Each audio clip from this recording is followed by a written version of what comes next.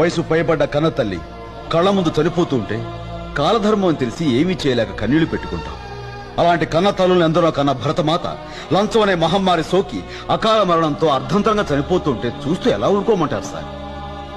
India is the greatest country. ఒక India 250 సింగపూర్తో సమానం. ఒక ఇండియా 8 జపాన్తో సమానం. ఇండియా జనాభా 102 కోట్లు. అమెరికా జనాభా 28 కోట్లు. 28 కోట్లలో ఒక బిల్ గేట్స్ పుడితే 102 కోట్లలో ఎంతమంది పుట్టాలి? కానీ ఒక్కడు కూడా పుట్టలేదు. కారణం, మన దేశంలో సైంటిస్టులు చేసే ప్రయోగాలు వెలుగు చూడాలంటే లంచం. మేధావుల మేధస్సు మన దేశానికి ఉపయోగపడాలంటే లంచం. అందుకే సార్ భవిష్యత్ బిల్ గేట్స్ మన దేశం వదిలి పరాయి దేశాలకు వలస పోతున్నారు, అక్కడ రాణిస్తున్నారు. చెప్పులు కుట్టుకునే అబ్రహం అమెరికా అధ్యక్షుడు అయ్యాడు. మన దేశంలో అలాంటి అబ్రహం లింకన్లు ఇంకా చెప్పులు కుట్టుకుంటూనే బతుకుతున్నారు. కారణం లంచం. మన దేశంలో అడుగడుగునా లంచం.